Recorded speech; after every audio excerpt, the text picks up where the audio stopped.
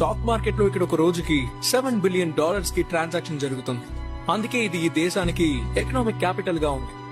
Mouse తో just ఒకే ఒక click చేసి ప్రజలు చాలా డబ్బు సంపాదిస్తున్నారు. మీలో చాలా మందికి స్టాక్ మార్కెట్ గురించి తెలిసే ఉంటుంది, కానీ చాలా మందికి ఇందులో ఎలా ఇన్వెస్ట్మెంట్ చేయాలి, ఎలా ట్రేడ్ చేయాలని చాలా మందికి తెలియకపోవచ్చు. సో వాళ్ళ కోసమే ఈ video.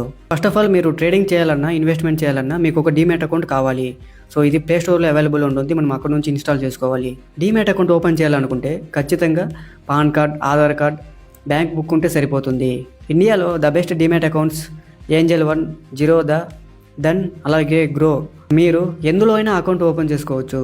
Once demat account open అయ్యాక యాడ్ ఫండ్స్ని క్లిక్ చేసి ఎంత మనీని యాడ్ చేయాలనుకుంటున్నారో అంత అమౌంట్ యాడ్ చేసి ఆ మనీని యూపీఐ లేదా నెట్ బ్యాంకింగ్తో యాడ్ చేయండి. ఇప్పుడు అకౌంట్ ఓపెన్ అయింది, ఫండ్స్ యాడ్ చేశారు, మరి వాటిని ఎందులో ఇన్వెస్ట్ చేయాలని కన్ఫ్యూజన్లో ఉన్నారా? దానికోసం నా పర్సనల్ ఫేవరెట్ అయిన టాప్ 5 స్టాక్స్ మీకు చెప్తాను. కామెంట్స్లో డిఎం అని టైప్ చేయండి.